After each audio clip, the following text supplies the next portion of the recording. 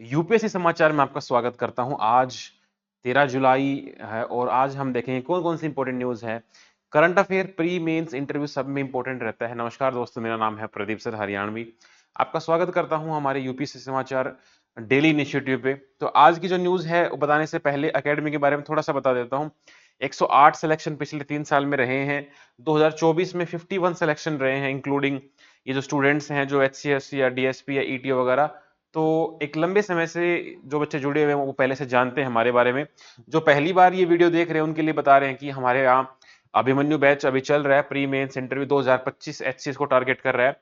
Mains answer writing के लिए map नाम से बैच चल रहा है और मेंस के 500 टॉपिक्स ऑलरेडी एक बैच हो चुका है और एनसीईआरटी का बैच भी रिकॉर्डेड है, बिकॉज पिछली बार एचसीएस में एनसीईआरटी की वैल्यू ज्यादा रही थी।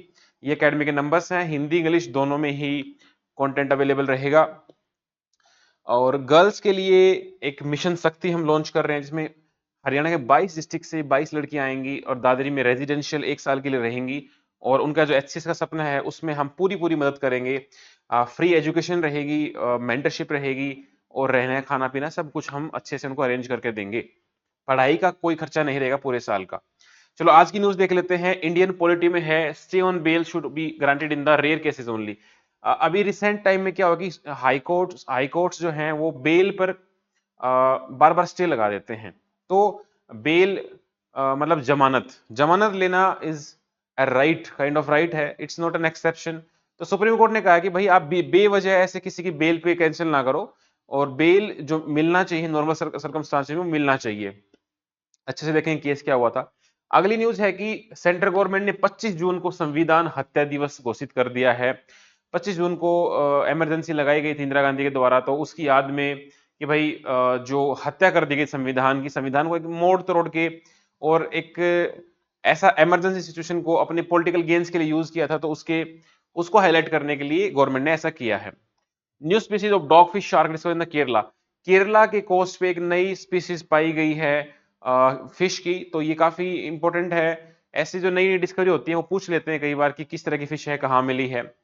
इंडिया ने अच्छा रिजल्ट दिखाया है सस्टेनेबल डेवलपमेंट गोल्स इंडेक्स जो नीति आयोग निकालता है, उसमें हमारी रैंक इंप्रूव हुई है हेल्थ, एजुकेशन और फैक्टर्स में। पिच ब्लैक एक तरह की एक्सरसाइज है एयरफोर्स की, जिसमें मल्टीनेशन आएंगे। ऑस्ट्रेलिया इसको इसको हर 2 साल में कराता है। इंडिया भी भाग लिया करीबन इसमें से I think more than 20 countries इस बार आ रही पार्टिसिपेट करने। तो पिछली 2024 की प्रीलिम्स में पूछा गया था मित्र शक्ति किसकी है। तो इस तरह से जो मिलिट्री एक्सरसाइज है उनके नाम आपको टिप्स पे होने चाहिए। और आज का जो हमारा एडिटोरियल है ये कह रहा है कि जो पीडीएस है, पब्लिक डिस्ट्रीब्यूशन सिस्टम, जिसमें सरकार आपको सब्सिडाइज रेट पर खाना प्रोवाइड कराती है, तो उसका हाउस होल्ड की सेविंग पे क्या है। अब मान लो मेरा खाने पीने का खर्च सरकार उठा रही है, तो मेरे पास जो पैसे बचे उससे मैं क्या कर रहा हूँ, क्या मैं उससे डाइवर्सिफाई कर रहा हूँ, बच्चों की फीस भर रहा हूँ, स्टैंडर्ड ऑफ लिविंग उठा रहा हूँ, वो सब है। और मैपिंग में आज हम गंगा रिवर सिस्टम ही चल रहा है, गंगा के जो ट्रिब्यूटरीज हैं उनके बारे में देखेंगे। लास्ट में 5 क्वेश्चन भी रहेंगे और वो पढ़ के आपको कमेंट भी करना रहेगा। ठीक है, देखो सुप्रीम कोर्ट ने क्या कहा है कि भाई रूटीनली आप जो बेल ऑर्डर पे स्टे लगा रहे हो, तो इसको उन्होंने कहा है कि ये जस्टिफाइड नहीं है और it should be rare and justified.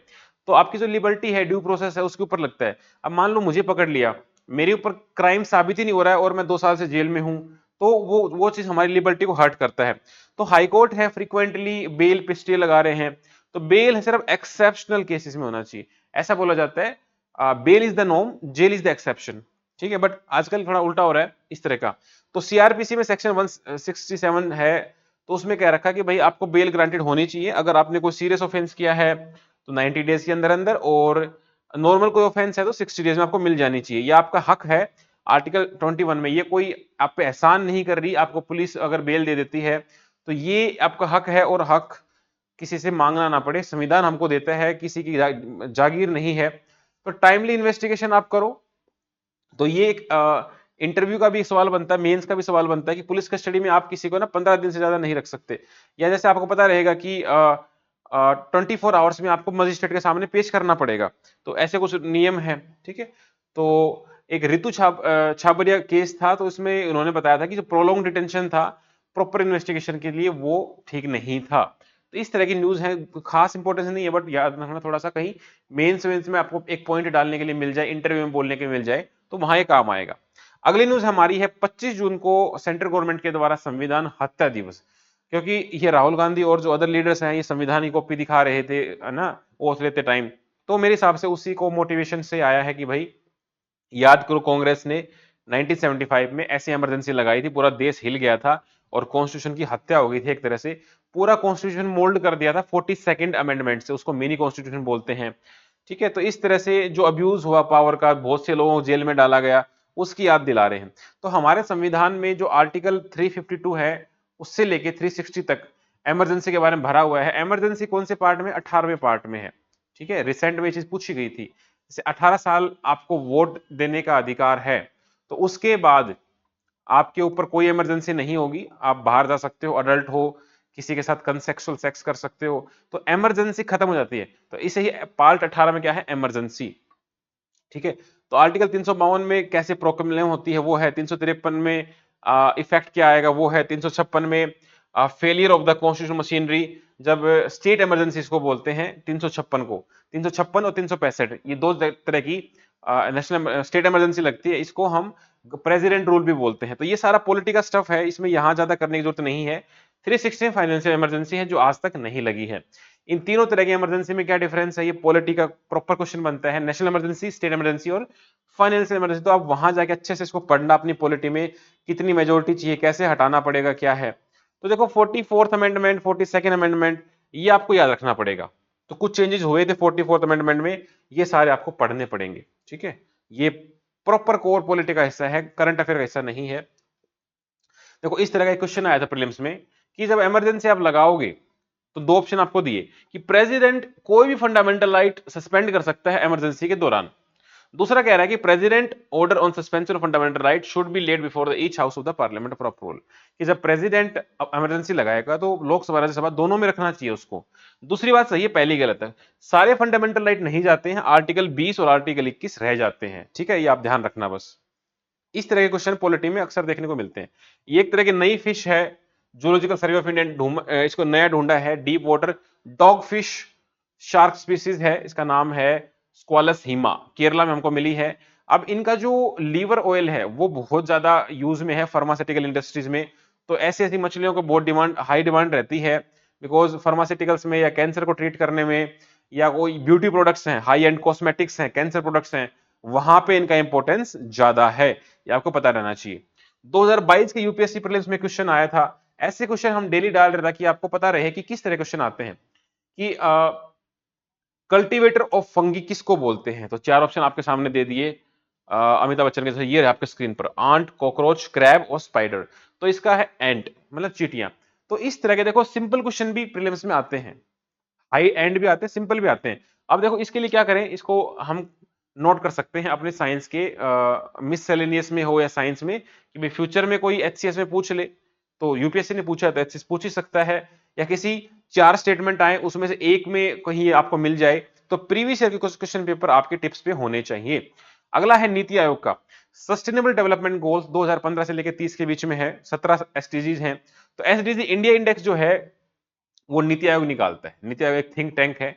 तो इस तरह से अभी इसमें हमारा 71 स्कोर हो गया 100 में से, 2018 में 57 था। तो जो हेल्थ एजुकेशन है यहां पर हमने इंप्रूवमेंट करी है। तो सस्टेनेबल डेवलपमेंट जो गोल है, तो ये पता होना चाहिए कि व्हाट इज सस्टेनेबल डेवलपमेंट। तो ये जो डेफिनेशन है it is very standard definition, कि एक ऐसा डेवलपमेंट जो प्रेजेंट जनरेशन की नीड पूरी कर दे और आने वाली जनरेशन की नीड भी पूरी करने का स्कोप छोड़ दे। देसी भाषा में ये कहो, हमारा भी जरूरत पूरी हो जाए और हमारे बच्चे हैं उनके लिए भी कुछ बचे, that is sustainable development goal. तो development which meets the need of the present generation without compromising the ability of the future generation to meet their. हम इस तरह से यूज करें कि आने वाली पीढ़ी भी कंप्रोमाइज ना हो। ये जो डेफिनेशन है ये दी गई थी ब्रेडलैंड कमीशन में, और एक रिपोर्ट थी आवर कॉमन फ्यूचर रिपोर्ट 1987 में, वहां दी गई थी। ये पूछा जा चुका है, ये पूछा जा चुका है, ये पूछा जा चुका है, तीनों पेपर में अलग अलग टाइम पे पूछे गए हैं, तो बहुत इंपॉर्टेंट है। 17 एसडीजी हैं, 17 के 17 टिप्स पे याद होने चाहिए। 2015 में अडॉप्ट किया था, और मामला क्यों अडॉप्ट किया, बिकॉज एनवायरमेंट को सस्टेन करने के लिए ये लाए गए थे, पोवर्टी इरेडिकेशन ये सब। तो आपको पता रहना चाहिए ये 17 के 17 गोल हैं। मेंस में एक बार क्वेश्चन आया था, और जैसे स्टेट पीसीएस का मेंस था, मैं देने गया तो उसमें क्वेश्चन आ गया, मैंने 17 के 17 लिख दिए और एग्जामिनर ने मुझे बहुत अच्छे मार्क्स दिए थे। तो इस हिसाब से ये आपके पास ये सारे एसडीजी तो मेंस आंसर राइटिंग में आप डाल ही सकते हो। कोई पॉवर्टी का क्वेश्चन आ गया तो डाल दिया एसडीजी 1, जेंडर इक्वलिटी पे आ गया 5 डाल दिया। तो अपने किसी भी आंसर में आप एक एक एसडीजी डाल सकते हो, तो ये आपके लिए बहुत बेनिफिशियल रहेगा। टोटल 17 है। ये वाली फोटो है, ये बहुत से बच्चे अपने डेस्कटॉप पे या मोबाइल पे लगा के रखते हैं, ये पता रहना चाहिए। देखो इस तरफ का 2016 में क्वेश्चन आया कि जो एसडीजी गोल हैं they were first propose in 1972 by a global think tank club of Rome. तो ये स्टेटमेंट गलत है, हमने देखा ही था, वो ब्रेडलैंड कमीशन है, आवर कॉमन फ्यूचर रिपोर्ट है, वहां से आया है। दूसरा कह रहा है कि भाई हमें ये 2030 तक अचीव करना है, ये बिल्कुल ठीक बात है। तो दूसरा आप देख रहे हो कितना सिंपल क्वेश्चन आया है, तो ऐसे सिंपल क्वेश्चन भी आएंगे और आपको गलत नहीं करना है। अब ऑस्ट्रेलिया में एक नई एक्सरसाइज हो रही है, पिच ब्लैक, ठीक है। तो वहां पे ये एयरफोर्स की है, हर 2 साल में होती है पिच ब्लैक। इस पे करीबन मोर देन 20 कंट्रीज पार्टिसिपेट करने वाली हैं, 140 एयरक्राफ्ट होंगे, इंडिया से भी लोग जाएंगे और बाहर से भी आएंगे। तो इसका मुद्दा क्या होता है, एक्सरसाइज क्यों करते हैं ये सारी, ताकि भाई हम एक दूसरे की मिलिट्री को समझ पाए, ग्लोबल कोऑपरेशन हो, हमारी प्रिपेयर्डनेस अच्छी हो। जैसे ये समझो कि रियल वॉर होने से पहले प्रैक्टिस कर रहे हैं, तो ये है, तो ये हमारी एक्सेलेंट अपॉर्चुनिटी होती है हमारे लिए, ताकि हम लॉन्ग डिस्टेंस के लिए सीख पाए। और ऑस्ट्रेलिया के साथ हमारी और भी एंगेजमेंट है, जैसे वो तो होगी हमारी एयरफोर्स की, आर्मी की है ओस्ट्रा हिंद, ठीक है, और नेवी की है ओस्ट्रा इंडेक्स। ऐसे एक मालाबार भी है, इसमें 4 लोग हैं, यूएस, इंडिया, ऑस्ट्रेलिया, जापान, इन चारों का एक क्वाड ग्रुप भी है, Q U A D quad, तो वहां पे भी है। तो ये सब आपको याद रखना है। 2024 में अभी अभी ताजा ताजा क्वेश्चन आया है, उसमें ये 4 स्टेटमेंट दी गई। पहली स्टेटमेंट थी, ये मित्र शक्ति के बारे में है, एक्सरसाइज मित्र शक्ति। तो ये कहा गया है कि ये इंडिया और बांग्लादेश के बीच में होती है। अब भाई हम सबको पता है कि मित्र शक्ति श्रीलंका की है। पहला ऑप्शन गलत, पहला ऑप्शन गलत करते ही तीनों हट गए। तो सिर्फ आपसे वो इतना ही जानना चाहता था कि किसकी है। जब मैंने बच्चों को पढ़ाया था, मैंने बताया था जैसे हमारा रामायण का युद्ध होता है, श्री राम और रावण का, तो उसमें बाण चलाने से पहले क्या बोलते थे, सावधान मित्र बाण आ रहा है। तो ऐसे याद कर रखा था मैं, श्रीलंका का मित्र शक्ति है, सूर्य किरण नेपाल का है, या अभ्यास यूएस का है। भाई यूएस के साथ तो अभ्यास ही बढ़िया है, रियल में तो हार जाएंगे। चाइना है, हैंड इन हैंड, चाइना और हम दोनों हाथ मिला के चलते हैं, बाजू बाजू पड़ोसी हैं। इस तरह से आपको याद करनी पड़ेंगे सारी एक्सरसाइज, कम से कम 15-20 ये हैं। ठीक है, आज का जो हमारा एडिटोरियल है, पहले मैं करक्स बताता हूँ। ये कह रहा है कि जो पीडीएस सिस्टम है, पीडीएस का मतलब है पब्लिक डिस्ट्रीब्यूशन सिस्टम, जो हमारी सरकारी राशन की दुकान होती है, वहां पर 3 रुपए चावल, 2 रुपए गेहूं, 1 रुपया ऐसा आटा, ये सब मिलता है गरीब लोगों को। तो उससे वो जो पैसा उनको बाजार में लेना पड़ता है, उसको बचाने के बाद उस पैसे का उन्होंने क्या किया, उसका क्या इंपैक्ट पड़ रहा है, क्या वो पैसा सेव कर रहे हैं या अच्छी जगह लगा रहे हैं, या उस पैसे से वो प्रोटीन वगैरह खरीद रहे हैं या कुछ भी, मतलब तो वो आपको पता लगाना पड़ेगा। तो इसमें कहां कहां प्रॉब्लम, एक बहुत अच्छा आर्टिकल है, मतलब कोर एरिया से है। तो हमारा हाउस होल्ड कंजप्शन जो सर्वे है, उसके ऊपर ये दिखाता है कि हम पैसा कहाँ खर्च कर रहे हैं। आपने जो वैल्यू फ्री में ली, तो आपकी कंजप्शन के बिहेवियर के ऊपर क्या फर्क पड़ा। अब मान लो मेरी तनख्वाह है 10,000 रुपए, 5,000 रुपए मैं खाने पीने में लगा रहा हूं, तो मेरे पास 5 ही बचे। अगर खाने पीने का सरकार ने देख लिया, तो वो 5,000 जो बचे उसको मैं एजुकेशन में लगाऊं, या कोई दुकान खरीदूं, या एंटरप्रेन्योरशिप करूं, या उससे प्रोटीन या दूध वगैरह खरीदूं, तो फायदा भी है। तो देखो इस तरह से होता है, फूड चेन है, फार्म में फसल उगाई गई, वो फसल कहाँ आई, प्रोक्योरमेंट सेंटर पे, सरकार ने उसको प्रोक्योर कर लिया, खर्च कर लिया, उसको वेयर हाउस में रख लिया, वेयर हाउस से फिर वो स्टेट में जाएगी, स्टेट से डिस्ट्रिक्ट में जाएगी, और लास्ट में क्या है, फेयर प्राइस ऑफ सरकारी राशन की दुकान, वो गरीब लोगों को बांट दिए जाएंगे, चावल गेहूं जो भी है। इसके रिगार्डिंग एक अलग से कानून बनाया गया था, नेशनल फूड सिक्योरिटी एक्ट। इसके तहत रूरल एरिया के 75% लोग और अर्बन एरिया के 50% लोग कवर्ड हैं। सरकार उनको मुफ्त में खाना देगी, देना पड़ेगा, एक्ट के तहत उसकी जिम्मेवारी बनती है, सब्सिडाइज रेट पे देगी। इसमें जो फूड कॉर्पोरेशन ऑफ इंडिया है, एफसीआई, इनके हर डिस्ट्रिक्ट में गोडाउन होते हैं, वहां पे रखा जाता है। और ये कहां से खरीदते हैं, जो हमारा एमएसपी है, मिनिमम सपोर्ट प्राइस, उस पर खरीदते हैं। कई बार यहाँ खराब भी हो जाता है, कोई बात नहीं, ठीक है। तो आपके बिहेवियर पे क्या फर्क आया कि आपने फूड आइटम मिले, आपने क्या अपने कंजप्शन बिहेवियर को डाइवर्सिफाई किया, ठीक है। इस तरह से वो गाना नहीं है, क्या तुमने किसी से प्यार किया, किया मैंने भी किया। तो वैसे ही ये है कि एफसीआई में, तो क्या हमने फूड प्रोक्योर किया, हाँ मैंने भी किया। खराब भी हो जाता है कई बार, कोई दिक्कत नहीं है। 3 रुपए के राइस, 2 रुपए के गेहूं, है ना, और 1 रुपए में मोटा अनाज ये मिलता है। तो इसका हम आइडेंटिफाई कैसे करते हैं, जो SECC डाटा है, socio economic and caste census हुआ था, उससे आइडेंटिफाई करते हैं, या फिर जो अंत्योदय अन्न योजना है उनको हम बांटते हैं, ठीक है, या गरीब कल्याण योजना है, सारे नाम नीचे आएंगे, ठीक है। तो इसमें सर्वे में पाया गया कि भाई इंक्लूजन एक्सक्लूजन एरर है। बहुत सारे लोग जो नहीं होने चाहिए वो अंदर हैं, और जो बाहर होने चाहिए वो, मतलब जो बाहर होने चाहिए वो अंदर है, अंदर होने चाहिए वो बाहर है। कोई झूठा पीला कार्ड बनवा के, गुलाबी कार्ड बना के पैसे ले रहे हैं, या जो जो खाना आ रहा है वो डायरेक्ट मंडी से सेठ जी के घर में चला जाता है। तो इस तरह की है। आधार कार्ड से मिलता है, जो मजदूर है बेचारों के, उनके हाथ के अंगूठे घिस चुके हैं, उनको मिल ही नहीं रहा है। ट्राइबल्स हैं, तो बहुत सारी दिक्कतें हैं, लेकिन ये अच्छा सिस्टम है। पर्पस क्या था कि देखो भाई, डायरेक्टली आपके पास आ जाए और आप उसका यूज कर पाओ, ठीक है। तो देखो, इसमें कह रहे हैं कि एक तो भाई फायदा क्या हुआ, गरीब को थोड़ा सा रिलीफ मिल जाएगा कि भाई वो फाइनेंशियल बर्डन कम हो गया, तो उस बचे हुए पैसे को अपनी जरूरतों पे वो लगा सकता है, ठीक है। इसके अलावा अगर हम सर्वे वगैरह करते हैं तो हमें पता लगता है कि हमारी पॉपुलेशन एक्चुअल में कितनी गरीब है, ताकि हम पॉलिसी वगैरह बनाएं तो उस हिसाब से करें। अब हम स्पेस मिशन भेज रहे हैं मार्स पे, मरकरी पे, और हमारे लोग भूखे मर रहे हैं, तो फिर वो मतलब नहीं बनता ना। तो आप वेलफेयर स्कीम चला सकते हो, और उस पैसे को कहाँ आपको डालना है वो आपको पता रहना चाहिए। अब पुअर्टी है, गरीबी है, गरीबी हमारे माननीय राहुल गांधी जी को द्वारा कहा गया, गरीबी तो एक सोच है, गरीबी इज आइडियोलॉजी। तो इंसान अगर सोचे तो गरीब है, नहीं तो अमीर हो गया। लेकिन वर्ल्ड बैंक क्या कहता है, वर्ल्ड बैंक कहता है कि भाई, कि आपकी जो बेसिक नीड भी पूरी ना हो पाए ना, तो आप गरीब माने जाते हो। स्टार्टिंग में कंसेप्ट आया था कि आप अगर $1 नहीं कमा पाते हो, दिन का $1, तो आप गरीब हो। बाद में वो 1.91 कर दिया गया था, अभी फिलहाल इतना है, ठीक है। दो तरह की पॉवर्टी होती है, absolute poverty, relative poverty. Absolute होता है एब्सोल्यूटली आपके पास रोटी कपड़ा मकान ही नहीं है, आप बिल्कुल ही गरीब हो। रिलेटिव होता है आप किसी दूसरे के मुकाबले गरीब हो, इनकम इनइक्वालिटी नापता है। अब मान लो अनिल अंबानी है, मुकेश अंबानी है, हम और आप उसके मुकाबले गरीब ही हैं, और बहुत ज्यादा गरीब हैं, ठीक है। लेकिन हम एब्सोल्युटली पुअर नहीं है, हम रोटी कपड़ा मकान, हम भी एक डिग्निफाइड लाइफ जी रहे हैं। तो रिलेटिव पुअर्टी में हमें पता लगता है कि लिविंग स्टैंडर्ड कैसे है, और इनकम इनइक्वालिटी कितनी है, एक आम आदमी कितना कमा रहा है और एक सबसे अमीर आदमी कितना कमा रहा है, उससे हमें पता लगता है कि इनकम इनइक्वालिटी कितनी है, जो कि बहुत ज्यादा हाई है। इंडिया में अगर देखें तो ये काम दे रखा है नीति आयोग को, मॉस्पी मिनिस्ट्री के थ्रू वो निकालता है, और ये पता लगाता है कि कितने लोग गरीब हैं, और हमारे यहाँ पर कितना पैसा खर्च किया उसने, एक्सपेंडिचर पे है ना कि इनकम पे, उसके बेस पे निकालते हैं। अगर आपको कमेटी पूछ लें तो भाई, लकड़ वाला कमेटी, लकड़ा वाला, तेंदुलकर और रंगराजन, ये 3 कमेटी हैं जो पॉवर्टी एस्टिमेशन की बात करते हैं। जो रंगराजन कमेटी थी 2014 की, इसने ये कहा था, अगर महीने में अर्बन एरिया में, शहरों में आप 1407 रुपए खर्च करते हो तो आप गरीब नहीं हो, और गांव में 972 रुपए खर्च करते हो तो आप गरीब नहीं हो, ठीक है।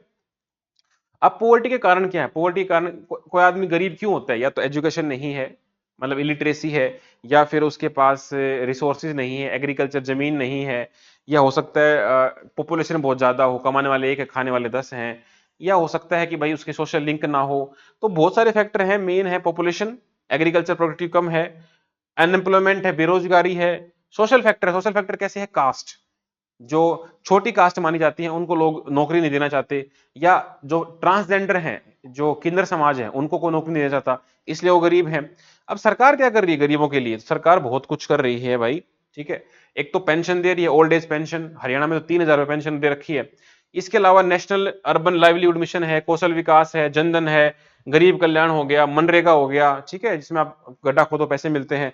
तो ये सारे आप मेंस में डाल सकते हो, ठीक है। तो इस तरह से एक बड़ा अच्छा आर्टिकल था, बहुत कॉमन सा आर्टिकल था, ये तो आपको पता ही होना चाहिए। इस आर्टिकल को अच्छे से पढ़ सकते हो, आपके पास टाइम है तो। आज गंगा रिवर के बारे में देखेंगे, और इसकी हम ट्रिब्यूटरी देखेंगे। ये सारी गंगा की ट्रिब्यूटरी हैं। ये राइट बैंक है, राइट साइड से जुड़ते हैं, ये लेफ्ट साइड से।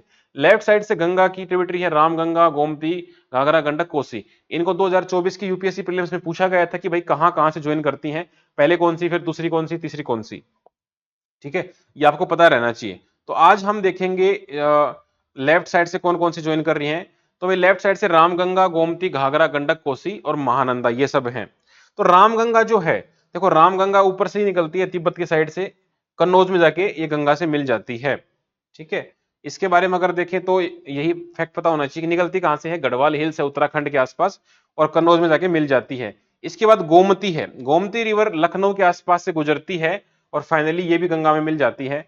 इनके बारे में सिर्फ इतना ही पता हो कि ये गंगा की ट्रिब्यूटरी है, और लेफ्ट है कि राइट, इनके बारे में ज्यादा नहीं करना चाहिए। अनटिल अनलेस आप स्टेट पीसेस का पेपर नहीं दे रहे हो, पर्टिकुलर यूपी का दे रहे हो, तो भाई यूपी का पता होना चाहिए।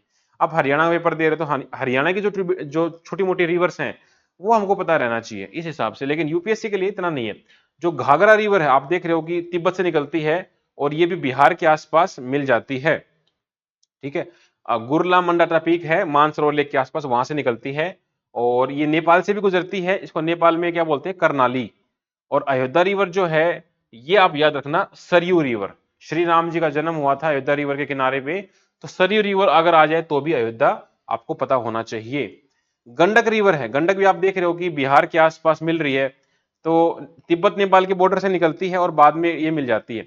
कोसी रिवर जो है, कोसी रिवर को हम क्या बोलते हैं, सोर ऑफ द बिहार। इसको कोसते रहते हैं, बिहार का दुख, क्योंकि इसमें हर साल बाढ़ आती है और लोग इससे परेशान होते हैं। ऐसी एक रिवर है सोर ऑफ बंगाल, दामोदर रिवर, वो भी हर साल बाढ़ लाती थी, लेकिन उसको हमने अब डैम वगैरह बना के थोड़ा सा रेगुलेट कर लिया है। ऐसी एक रिवर है सोर ऑफ द चाइना, वो आपको बतानी है। बहुत कम बच्चे बता पाएंगे, गूगल करे बिना बताना जो बता पाए तो, ठीक है।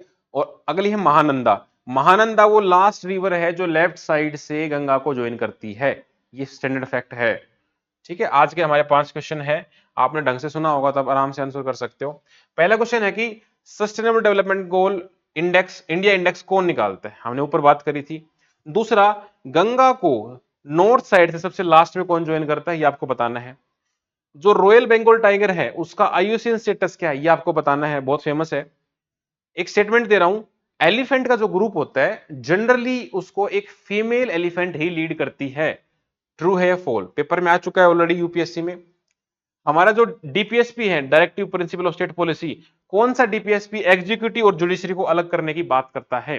ये सारे ही क्वेश्चन यूपीएससी में आ चुके हैं, दोबारा भी आ सकते हैं, तिबारा भी आ सकते हैं, चौबारा भी आ सकते हैं। तो ये कमेंट करना, कुछ बच्चे रेगुलरली कमेंट कर रहे हैं, आई अप्रिशिएट दैट। तो वो बच्चे डेफिनेटली करें कि आप पहली बार आए हो तो सब्सक्राइब कर लेना और ये कमेंट करना और ये हैबिट बना लेना, डेली यूपीएससी समाचार को देखना। जब 6 महीने बाद आप अपने अंदर में इंप्रूवमेंट देखोगे, प्री में, मेंस में, एटलस में, आप बहुत दूर जा चुके हो। Thanks for watching.